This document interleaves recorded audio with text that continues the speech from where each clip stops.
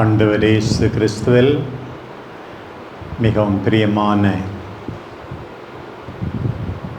நம்முடைய நல்லாயன் இந்த மாநிலத்தின் தலைமை சகோதரி புஷ்பா லூயிஸ் அவர்களே, அனைத்து நல்லாயன் அருட்சகோதரிகளே, நம்முடைய வெள்ளி விழா காண்கின்ற சகோதரியினுடைய பாசமான சகோதரர் தந்தை ஜெயராஜ் அவர்களே, மற்ற அருள் பணியாளர்களே, இங்கே வந்திருக்கின்ற பல்வேறு சபைகளை சார்ந்த அருள் சகோதரிகளே, மற்ற நம்பிக்கையாளர்களே, உறவினர்களே, நண்பர்களே, இன்றைக்கு நாம் எல்லாரும் இணைந்து நம்முடைய அன்பான சகோதரி ஆரோக்கிய மேரி அவர்களோடு இணைந்து இறைவனுக்கு நன்றி கூறுகிறோம். 25 ஆண்டுகள் இந்த துறவு வாழ்விலே, அதுவும் குட் ஷெப்பர்ட் சிஸ்டர்ஸ் இந்த நல்லாயன் சபையிலே அவரை பராமரித்த இறைவனுக்கு, அவர் வழியாக எத்தனையோ அன்பு பணிகளை செய்து முடித்த இறைவனுக்கு முதலாக நன்றி கூறி இந்த திருப்பலியை கொண்டாடுகிறோம். சகோதரி ஆரோக்கிய மேரிக்கு இறைவன் அளித்த உயிர் உன்னதமானது. அன்பான நினைவில் வாழ்கின்ற அவருடைய பெற்றோர், அவரை ஏற்கனவே பிரிந்துவிட்ட 2 உடன்பிறப்புகள், இப்போது இருக்கின்ற தொடர்ந்து உற்சாகம் அளிக்கின்ற மற்ற உடன்பிறப்புகள், உறவுகள், இதை தாண்டி நல்லாயன் சபை குடும்பம், இவற்றினால் அவர் பெற்றுக்கொண்ட உருவாக்கம், இவற்றின் வழியாக அவர் வாழ்ந்த அர்ப்பண வாழ்வு, அவர் நிறைவேற்றிய அன்பு பணிகள், எளிமையாக, ஆர்ப்பாட்டம் இல்லாமல், ஆரவாரம் இல்லாமல், தன்னுடைய மென்மையால், கனிவால் எத்தனையோ இதயங்களை தொட்டு ஆண்டவர் பக்கம் இழுத்து வந்தது. எல்லாவற்றுக்கும் சேர்ந்து இன்றைக்கு நாம் நன்றி கூற வேண்டும். இதுபோல் ஒரு ஜூபிலி என்றால் சில தலைப்புகளை அல்லது கருத்துக்களை வழக்கமாக சொல்வார்கள். அதையும் நாம் மறந்துவிடக்கூடாது தான். உண்மையான ஜூபிலி 50வது ஆண்டு இருந்தாலும் ரொம்ப நாள் நாம் இருக்க மாட்டோம் என்று அதனுடைய முக்கியமான கருத்துக்களை ஏன் பாதியிலேயே நாம் நினைவு கூர்ந்து கொண்டாடுவோமே என்று தான் இந்த வெள்ளி விழா என்று அதில் பாதியாக குறைத்து நாம் கொண்டாடுகிறோம். இந்த ஜூபிலி என்றால் என்ன? முதலாக ஆண்டவரே நன்றி நன்றி என்று சொல்ல வேண்டும். அதுதான். நன்றி கூறாதவர்கள், இடைவிடாமல் முணுமுணுப்பவர்கள் மகிழ்ச்சியாகவே இருக்க முடியாது. எவ்வளவோ நல்லது நடக்கிறது.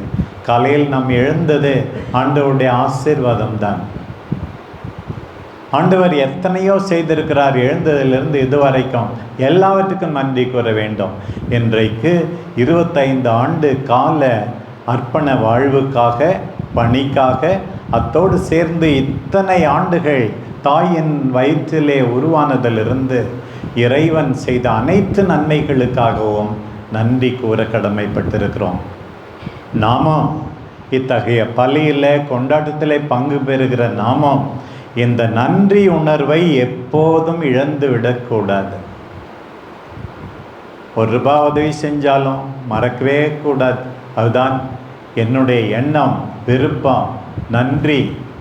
என்னுடைய தனிப்பட்ட வாழ்வில் நான் இந்த நிலையில் இருப்பது எத்தனையோ பேர் செய்த தியாகம், உதவி, அவர்களுடைய நல்லெண்ணம். என்னால் ஒன்றுமே நான் சாதித்து விடவில்லை. எல்லாரையும் கூட எங்கள் ஆரோக்கிய மேரியினுடைய ஜூபிலி கொண்டாடும் போது நானும் இறைவனுக்கு நன்றி கூறுகிறேன். அவர்களையெல்லாம் நன்றியோடு நான் நினைக்கிறேன். நான் அடிக்கடி எங்கள் செக்ரட்டரி சாமியார்கிட்ட சொல்லுவேன், நான் மறந்துடுவேன், இவங்களுக்கு ஒரு நன்றி கடிதம் போடுங்க, இவங்களுக்கு இது எழுதணும் என்று அடிக்கடி நான் சொல்வதுண்டு.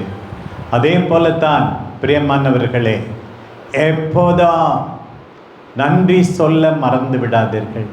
ரெண்டாவது, இந்த சமயத்தில் நாம் எல்லாரும் செய்ய வேண்டிய இன்னொன்று, மன்னிக்க வேண்டும். நம்முடைய சகோதரிக்கும் சில வருத்தங்கள் இருந்திருக்கலாம், குடும்பத்தாருடைய அல்லது சபையின் மற்ற உறுப்பினர்களுடைய வாழும்போது இப்படியெல்லாம். ஆண்டவரே, இன்றைக்கு எல்லாரையும் மன்னிக்கிறேன். என்னுடைய இலக்கு மக்கள் சில பேர் நன்றி இல்லாமல் இருந்திருக்கிறார்கள், என்னை காயப்படுத்தியிருக்கிறார்கள். ஆண்டவரை எல்லாரையும் மன்னிக்கிறேன். அவர்கள் மட்டும் மன்னிக்கவில்லை, இன்றைக்கு நாமும் சேர்ந்து மன்னிக்க வேண்டும். இன்னொன்று ரொம்ப முக்கியமானது, அதுக்காக தான் இந்த சில்வர் ஜூபிலி. எனக்கு வழக்கமாக போகிறதுக்கு பிடிக்காது, இருந்தாலும் சில சமயத்தில் ஒத்துக்கிறனுடைய மெயின் நோக்கம் இதுதான். என்ன தெரியுமா, நான் சொன்னேன், பார்த்த உடனே அரைக்கும் நீ ஃபஸ்ட்டு ப்ரொஃபஷன் மாதிரி இருக்கிறம்மா அப்படின்னு சொன்னேன். ஆண்டவரே, நீங்கள் வந்தது தான் அப்படி இருக்குது, அதான் எனக்கு ரொம்ப சந்தோஷமாக இருக்குது அப்படின்னு சொல்லிச்சு ஆரோக்கியம். அப்போ நான் சொன்னேன், அதுக்காகத்தான் புதிதாய் தொடங்க வேண்டாம். ஒவ்வொரு ஜூபிலியிலும் புதிதாய் தொடங்க வேண்டும். ஒரு திருமண ஜூபிலி என்றால் இன்னைக்கு தான் கல்யாணம் ஆன மாதிரி இன்றையிலிருந்து வாழ தொடங்க வேண்டும். முழு மூச்சோடு வாழ தொடங்க வேண்டும், தாராளத்தோடு வாழ தொடங்க வேண்டும். அதே போலத்தான், ஆண்டவரே, இவ்வளோ நாள் செஞ்செல்லாம் போகட்டும், நல்லதும் செஞ்சேன், சிலது போதுமா, நல்லது செய்யாமல் இருந்திருக்கிறேன், இன்றையிலிருந்து இன்றைக்குத்தான் முதல் அர்ப்பணம் என்பது போல நான் வாழ்வேன், என்னையே கொடுப்பேன். உம்முடைய இரக்கத்தினால் எனக்கு நீ கொடுக்கின்ற நாட்களை, எஞ்சி இருக்கிற நாட்களை ஒவ்வொரு நாளும் எல்லாருக்கும் ஆசீர்வாதமாக்குவேன். உம்மை நான் என் வாழ்வால் செயல்பாடுகளால் மகிமைப்படுத்துவேன் என்று முடிவெடுக்கின்ற ஒரு நல்ல நேரம். வயலில் களை வெட்டும்போது கொஞ்ச தூரம் போன பிறகு பின்னாடி திரும்பி பார்க்குறோம். What is life so full of care if you don't have time to stand and stare. கவலைகள் நிறைந்த இந்த வாழ்க்கை எதற்காக? நின்று நிதானிக்க நேரம் இல்லை என்றால், திரும்பி பார்க்க நேரம் இல்லை என்றால் திரும்பி பார்க்க வேண்டும். இதுதான் என்னுடைய வாழ்வு. ஏதாவது தப்புன்னா அதை சரி பண்ணிடணும், நல்ல விதமாக வாழ்ந்து போக வேண்டும். இதை சொல்லிவிட்டு இன்றைய இறைவாக்கு பகுதிகளின் அடிப்படையில் இந்த நல்ல நாளில் அன்பார்ந்த சகோதரி ஆரோக்கியம் இருக்கும், மற்ற அருள் சகோதரிகளுக்கும், அருள் பணியாளர்களுக்கும் எல்லாருக்கும் ஆண்டவர் என்ன சொல்ல வருகிறார் என்று பாருங்கள். முதல் பகுதி எசேக்கியேல் இறைவாக்கினர் நூலிலிருந்து நல்ல ஆயன் சபைக்கு இந்த நல்ல ஆயனை பற்றிய முக்கியமான செய்தி. நானே என் ஆடுகளை தேடி போவேன். சில பேர் சாமியார் ஆகிட்டு கூட, சிஸ்டர் ஆகிட்டு கூட என்ன பார்க்கட்டுன்றான். நானே தேடி போவேன். நம்முடைய நல்லாயன் சகோதரிகளை பொறுத்த மட்டில் காலையில் எங்கள் ஃபாதர் விக்டர் இருக்கும்போது தான், அட்மினிஸ்ட்ரேட்டாக இருக்கும்போது தான் இங்கே வந்தது இந்த மடம். அவர்கிட்ட நான் பேசிகிட்டு இருந்தேன். ஆமாம், இப்போல்லாம் என்ன செய்ய போகிறீங்க அப்படின்னு கேட்டோன்னு சொல்லிட்டு. பெரிய நிறுவனங்களை உருவாக்க அல்ல, ஏழை எளிய மக்களோடு தொடர்பு கொள்வதற்காக, சிறு சேமிப்பை ஊக்குவிப்பதற்காக, பிள்ளைகளை வெளியே இருந்து படிக்க வைப்பதற்காக இப்படி தொடங்க வேண்டும். அதே போல் மற்ற நம்பிக்கையை சார்ந்தவர்களோடு உரையாடுவதற்காக, இப்படி சிறு சிறு செயல்களை செய்வதற்காக நானே தேடி போவேன். இந்த ஃபீல்டில் போய் இவங்களாம் வேலை செய்கிறது ரொம்ப நல்லது என்று நாங்கள் பேசிக்கொண்டிருந்தோம் இன்றைக்கு காலை உணவின் போது. அதே போலத்தான் நாம் எல்லாம் செய்ய வேண்டியது நானே தேடி போவேன். ஆண்டவர் இன்றைக்கு மீண்டுமாக நினைவுபடுத்துகிறார், தேடி போவோம். சில பேர் என்கிட்ட கூட சொல்லுவாங்க, நீங்கள் ஏன் தேடி போவீங்க? அதை சில பேருக்கு இலக்காரமாக இருக்குது, கொச்சப்படுத்துகிறாங்க. வேறு வேலை இல்லையா அவருக்கு? சில பெரிய மனிதர்கள் சிறிய மனிதர்களை போல பழகும்போது சில சிறிய மனிதர்கள் பெரிய மனிதர்கள் என்று நினைத்து கொண்டு என்னை குறை சொல்லுகிறார்கள், மற்றவர்களை குறை சொல்லுகிறார்கள். ஆண்டவரே பார்த்து கொள்வார் என்று விட்டுவிடுகிறேன் நான் அவர்கள் எல்லாரையும். அதே போலத்தான் தேடி போவோம். தேடி போகத்தான் ஆண்டவர் நம்மை அழைத்திருக்கிறார்.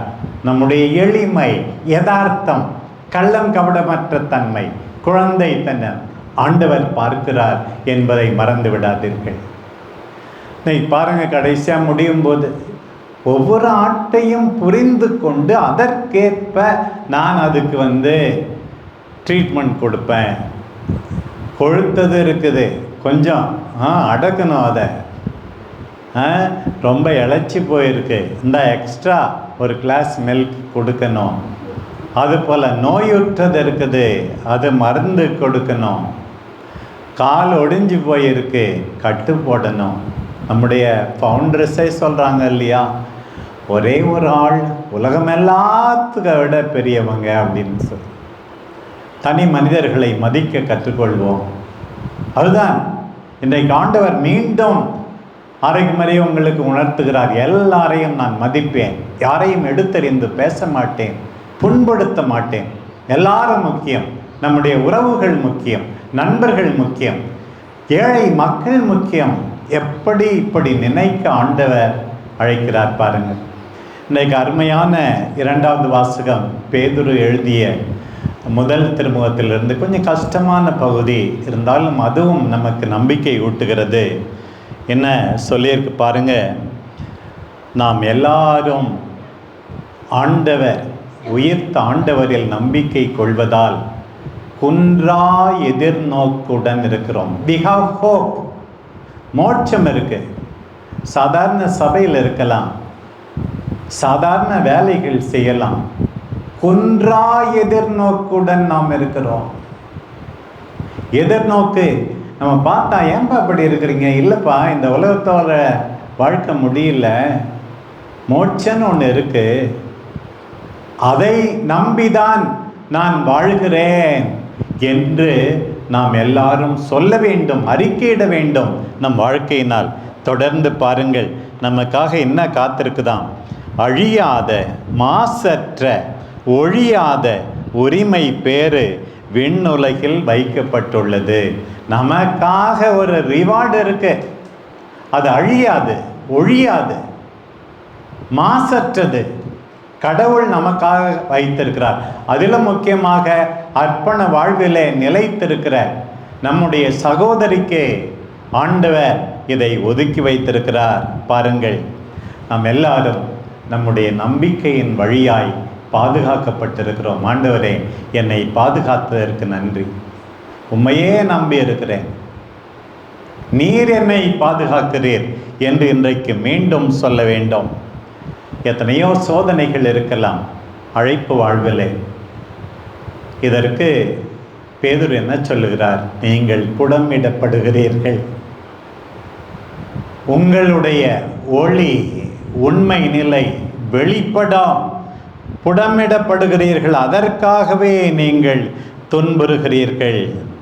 நீங்கள் அவரை கண்டதில்லை, நம்பிக்கை கொண்டு ஒப்பற்ற மகிழ்ச்சி அடைந்து பேரு ஓகை கொள்வீர்கள். உண்மையா 2 வருஷம், ஏன் 20 வருஷம், 30 வருஷம், 40 வருஷம் நாம் படுகிற துன்பங்கள் எல்லாம் கடவுள் நமக்கென ஒதுக்கி வைக்கிற முடிவில்லா மகிமைக்கு முன் ஒன்றுமில்லை என்பதை நாம் புரிந்து கொள்ள வேண்டும். நம்முடைய துன்பங்கள், வேதனைகள் இவை எல்லாம் நிச்சயமாக ஒரு நாள் முடிவுக்கு வரும். ஆண்டவர் நமக்கு நல்லது செய்வார். மிக முக்கியமாக இன்றைக்கு வாசிக்க கேட்ட நற்செய்தி பகுதி எவ்வளோ அருமையாக இருக்குது. எல்லாமே பெரிய மகிழ்ச்சி. என்ன, இன்றைக்கி சில பேர் வந்திருக்கிறது ஒரு பெரிய சந்தோஷம், அவர்களுடைய பிரசன்னம். இதை தாண்டி ஆண்டவரோடு நாம் இணைந்திருப்பது தான் பெரிய மகிழ்ச்சி. வேறு எதுவுமே செய்ய முடியாது. என்னை பிரிந்து உங்களால் எதுவுமே செய்ய முடியாது என்பதை ஆண்டவர் நமக்கு இந்த நேரத்திலே உணர்த்துகிறார். என்னை பிரிந்து நீங்கள் எதுவுமே செய்ய முடியாது என்பதை உணர்த்துகிறார். இந்த யோவான் நற்செய்தி இந்த கடைசி உரையாடல் 13ஆம் அதிகாரம் 14, 15, 16, 17 தந்தையோடு உறவாடுகிறார். இப்படி பாருங்கள், 5 அதிகாரங்கள் ஆண்டவருடைய நீண்ட உரையாடல் அல்லது சொற்பொழிவு. தந்தை அவரை அழைக்கிறார் சிலுவை மரணத்துக்கு. இந்த உலகை விட்டு போகிறோம் என்ற உணர்வு, நினைக்கிறதெல்லாம் ஆண்டவர் இங்கே சொல்லுகிறார் பாரு. கடைசியா என்ன சொல்லணும்னு நினைக்கிறாரோ அதெல்லாம் இந்த ஆண்டவர் இவர்களுக்கு சொல்லுகிறார் பாரு. அப்போதான் சொல்ல, நான் உண்மையான திராட்சை செடி, நீங்கள் அதன் கிளைகள். என்னை விட்டு பிரிஞ்சிடாதீங்க. Remain in me. ஆரோக்கியா இன்னைக்கு ஆண்டவர் சொல்கிறார், ரிமைன் இன் மீ. நான் கூட ஒரு அழகான டேபிள் வைக்கிறது ஒன்று எடுத்துகிட்டு வந்தேன். அதான் என் கூட இரு அப்படின்ற இந்த வார்த்தை தான். என்னை மறந்து விடாதே அப்படின்னு சொல்லி, என்னை விட்டு பிரிந்து விடாதே. இந்த யோவான்ல 68 முறை இந்த remain in me, abide in me, என்னை விட்டு பிரிஞ்சிடாத அப்படின்னு சொல்லியிருக்கு. அதிலும் ஒரு 15 தடவை இந்த அதிகாரத்திலே சொல்லியிருக்கு. இந்த 15ஆம் அதிகாரத்தில் 15 தடவை என்னோடு இணைந்துரு, என்னோடு இணைந்துரு, செத்து போயிடாத. அப்படின்னா எந்த கனியும் கொடுக்காம செத்து போயிடுனா கட் ஆஃப், வெட்டி போடுறது தான். உன்னுடைய பிரசன்னத்தினால், வார்த்தையால் நீ கனி கொடுக்க முடியும். உழைப்பை விட அதிக தாண்டி அது செத்து போயிடாத. இன்னொன்று, நீ நல்லா தான் இருக்கிற, ஆனால் இன்னும் போதுமான கனி கொடுக்கல. ஆண்டவர் துன்பத்தை கொடுப்பாராம், கழித்து விடுவாராம். இன்னும் கொஞ்சம் அதிகமாக பலன் கொடுப்பதற்காக ஆண்டவர் கழித்து விடுவார். என்னை பிரிந்து உங்களால் எதுவுமே செய்ய முடியாது. எப்படி என்னோடு இணைந்திருப்பது? ஒருவன் என்னுள்ளும் என் வார்த்தைகள் அவனுள்ளும் இருந்தால் எல்லாம் நடக்கும். நீ மிகுந்த கனி தந்து என்னை மகிமைப்படுத்த வேண்டும். அந்த மரத்தை வைத்தவர்களுக்கு மகிமை, அது கனி தரும்போது. அதே போலத்தான் சிஸ்டரை பார்த்து கடவுள் மகிமைப்படுகிறார். கடவுளுக்கு மகிமை கிடைக்கிறது மிகுந்த கனி தந்து. மற்றவர்கள் பாராட்டுகின்ற கனி அல்ல, மிகுந்த கனி தந்து. இன்றைக்கு ஆண்டவர் எல்லாவற்றையும் நினைவூட்டுகிறார். இந்த நேரத்தில் இறைவனுக்கு நன்றி, உங்கள் அன்பான பிறந்த குடும்பத்துக்கு நன்றி, சபை குடும்பத்துக்கு நன்றி. புதிதாய் தொடங்குங்கள். நாங்களும் கனி கொடுக்க நினைக்கிறோம், நாங்களும் மன்னிக்கிறோம், நாங்களும் நன்றி கூறுகிறோம்.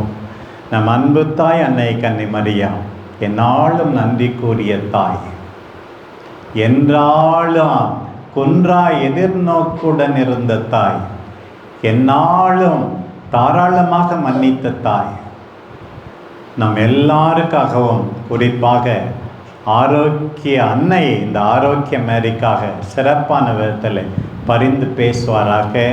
ஆமேன்.